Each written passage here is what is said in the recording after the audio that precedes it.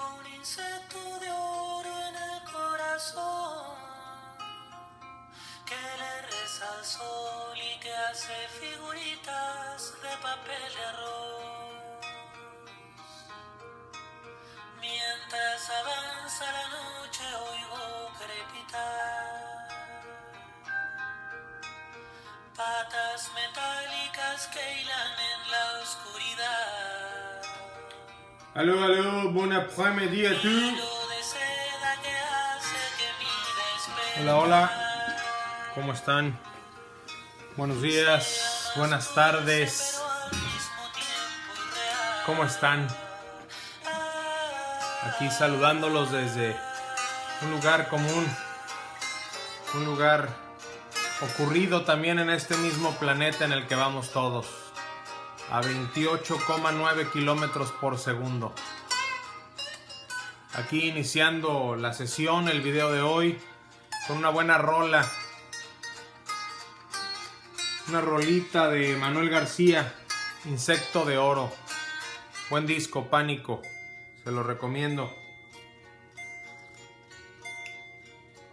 Un cafecito. Siempre es interesante. Vamos a pedirle aquí a Manuel García que nos dé chanza. Pues nada, aquí estamos otra vez.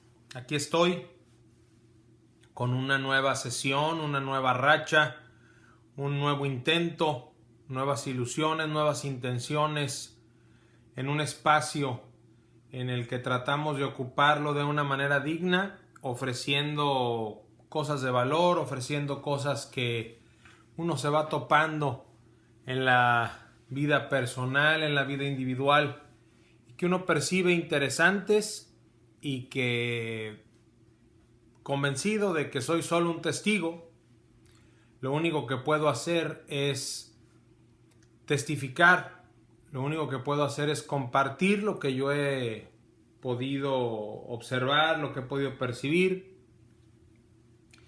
y a partir de eso tratar de hacerlo de la mejor manera posible, sin meter tanto de mi cosecha, tratando de ser objetivo, tratando de echarle candela a la situación. Han pasado cosas, ha pasado el tiempo, y el tiempo es lo que acusa el espacio. Somos espacio. Somos solamente lo que hay entre la causa, que es nacer, y el efecto, que es morir. El día de hoy quiero compartir con ustedes un buen pedazo de un libro. El libro se llama La construcción de la realidad, de Jacobo Grinberg Zimmerbaum. Este compañero anduvo por ahí caminando en la Ciudad de México, fue maestro, fue director de un departamento y en últimos tiempos ha cobrado mucho auge, ha tenido alguna popularidad al grado de tal vez ofrecer y encontrar información volátil y ligera en las redes, en la internet. Por ahí su hija Estucha va a estar ofreciendo un recital en la Ciudad de México, no estoy seguro bien dónde, pero tiene que ver ahí con un homenaje a su papá y a la teoría sintérgica y todas estas cosas. En fin, aquí les voy a compartir, les voy a leer en voz alta este nuevo proyecto, este nuevo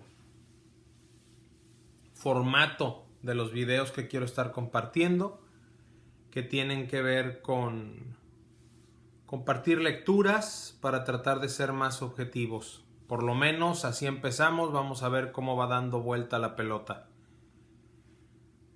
Es la segunda entrega, la segunda lectura, página 18 de La construcción de la realidad. Interna.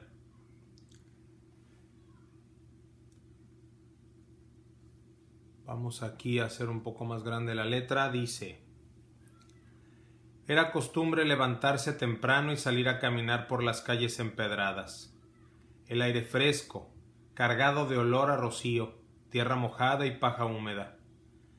Al terminar la calle empezaba el monte. Desde sus alturas se podían ver los techos de las casitas que formaban el pueblo. Techos rojizos, acanalados, rodeando calles de piedra. Careñitus hacía todos los días el recorrido. Al llegar al monte, sentábase en una roca y permanecía con la mirada perdida, pensando. El día anterior le había sucedido algo muy extraño. Después de pasarse toda la noche calentando la mezcla y añadiendo las sustancias necesarias para la transmutación, se había dado cuenta que la meta no era transformar la sustancia en oro. Recordaba la mirada de Pornius, su ayudante, los ojos abiertos, expectantes, enfocándolo. Careñitus había notado que Pornius lo veía y que esta visión debía ser muy diferente de la visión que tenía de él mismo cuando su imagen se reflejaba en el espejo. Era obvio, transformar la mezcla en oro era solo un juego comparado con poder convertirse en su ayudante y así verse a sí mismo. Debía ser magnífico tener la visión de Pornius, con la experiencia de Careñitus. Aprendería más acerca de sí mismo, mucho más que dedicándose a fabricar oro. Careñitus se levantó de la roca e inspiró el aire de montaña sintiéndose vivo y como recién despierto de un largo sueño. El problema no era fácil solución. No podía calentarse o enfriarse a sí mismo, como la mezcla, para esperar la transformación. Tampoco podía añadirse ácido o evaporarse. El método debía ser diferente. Careñitus era muy paciente. Todo alquimista debía aprender a hacerlo. De otra forma no se conseguía nada. Por ello, no le asustó la perspectiva de tener que esperar mucho tiempo antes de encontrar la solución. Primero se le ocurrió que para verse a sí mismo con los ojos de Pornius, debería conocerse bien a éste. Durante 2 años, el ayudante sufrió el más completo interrogatorio de que se tenga noticia, pero sin ningún resultado. Más adelante, Careñitus tuvo una idea. Se sentaría frente a su espejo metálico y trataría de ver sus propios ojos. Esto seguramente acercaría el momento.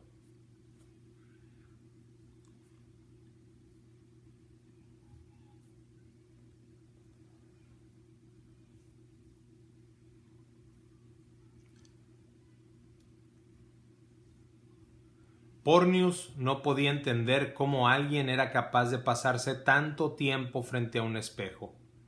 Empezó a dudar de la salud de su maestro y a pensar, como el resto del pueblo, que Careñitus se estaba volviendo loco. Después de 1 año de estar frente al espejo, lo único que Careñitus obtenía era un descomunal dolor de cabeza, por lo que abandonó ese método. Cierta noche, Careñitus tuvo un sueño. Vio a Paracelsus llegando a su laboratorio con un gran matraz en las manos. Careñitus sabía que Paracelsus era el más grande alquimista de todos los tiempos. Por ello se atrevió a preguntarle el significado del matraz.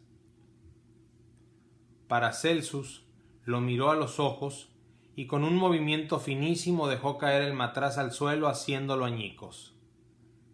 Careñitus se despertó sudoroso. Todo acto de Paracelsus tenía un significado profundísimo. Haber destruido el matraz, aunque fuera un sueño, era una enseñanza que debía tratar de entender. Durante 10 días, Careñitus vivió en la montaña meditando en el sueño. Pensaba que al haber destruido el matraz, Paracelsus había querido decirle que aunque la alquimia era solo un camino, debía recorrerlo completo antes de llegar a donde quería, que una vez recorrido podría destruir la herramienta, pero no antes. Era muy obvio. Interrogando a Pornius o viéndose en el espejo no conseguiría nada. Debía volver a su trabajo. El fuego ardía. Llevaba 7 años encendido y no había ocurrido nada. Careñitus estaba llegando a un grado tal de desesperación que sentía que iba a explotar. Había buscado durante 10 años y no había ocurrido absolutamente nada. no había logrado oro, ni tampoco se había autotransformado. Cariñitos tomó un hacha y empezó a destruir el trabajo de toda su vida. Al terminar, se dirigió a la montaña. Decidido a vivir como ermitaño. La cueva era fresca. La entrada estaba rodeada de enredaderas y una gran roca la obstruía a medias. Cariñitos la había encontrado después de caminar por el monte durante 2 días y 2 noches. Cortó ramas y hojas de los árboles vecinos y las colocó en el fondo. Esa sería su cama. Buscó un tronco de abedul y con sus propias manos le quitó la corteza. Lo trasladó a la cueva y con grandes trabajos la depositó en el centro de la misma. Esa sería su mesa y le recordaría que el centro es la esencia. Por lo menos eso había aprendido como alquimista.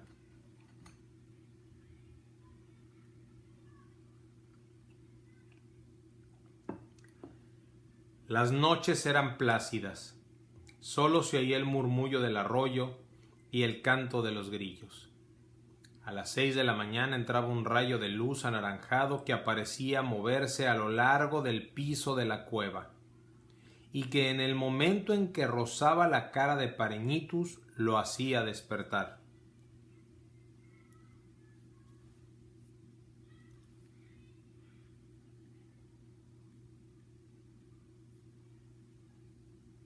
No había ni espejo metálico, ni matraces, ni fuegos, ni pornios.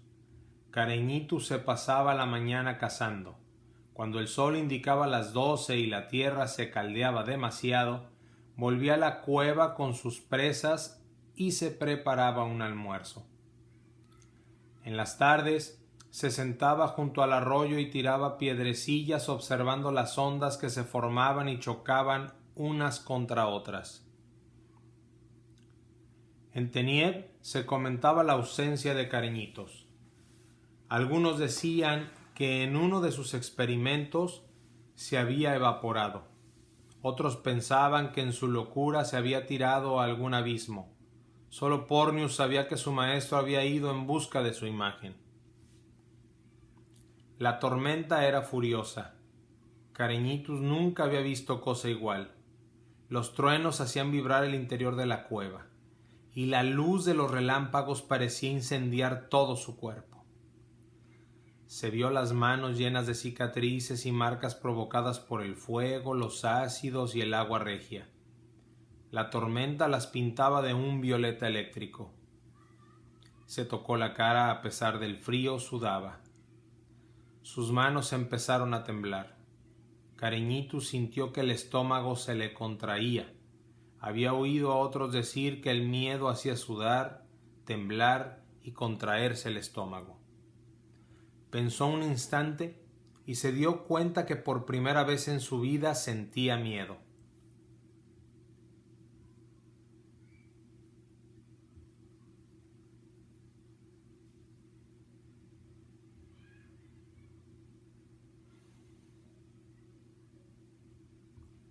Es una sensación desagradable, pensaba. Está dentro de mí como una sanguijuela pegada a mi estómago.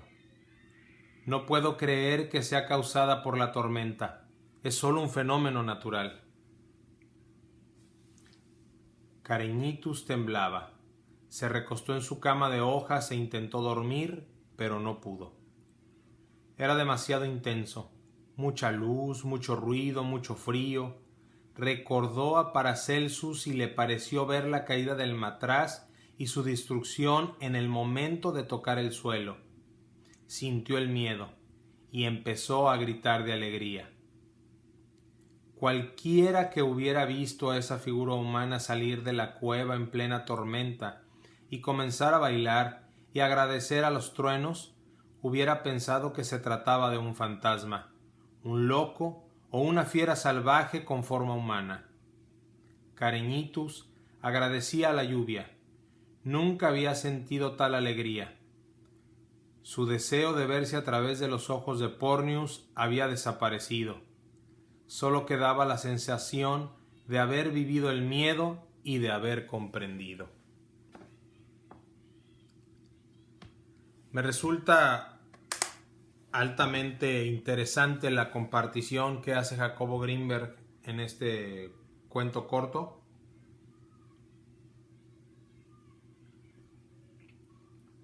Y a quienes hemos leído sus teorías, su trabajo, su escritura, y a quienes no también, nos queda muy claro que la realidad se construye a partir de la percepción.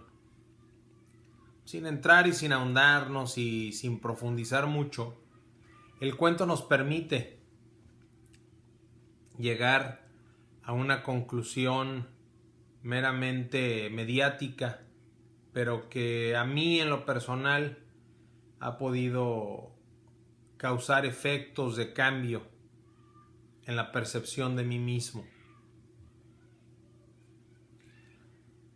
En los siguientes videos, en las siguientes comparticiones en las que estaré, voy a seguir leyendo algunos fragmentos, algunos cuentos, otros libros más teóricos, otros libros más técnicos, y la intención es darle una dinámica distinta al canal, poder ofrecer diferentes maneras de ver, poder ofrecer nombres, poder ofrecer perspectivas y poder entender que los viajes en el tiempo son posibles, que la manera de llegar a ellos es tal vez recluirnos en una cueva y esperar a que nos dé miedo, esperar a dejar de entender las cosas, y cuando nos demos cuenta de lo que es, podremos entonces lograr viajar en el tiempo. Reciban un abrazo, que les vaya todo bien, y como eso es imposible y les va a ir mal también, pues que todo lo que les vaya mal sirva para que mañana les vaya bien. Aquí continuamos con el buen Manuel, Insecto de Oro. Desde aquí y hasta allá, hasta donde estén y donde estamos, somos espacio y a partir de ese espacio existimos. Reciban un abrazo. Ahí les va don Manuel García.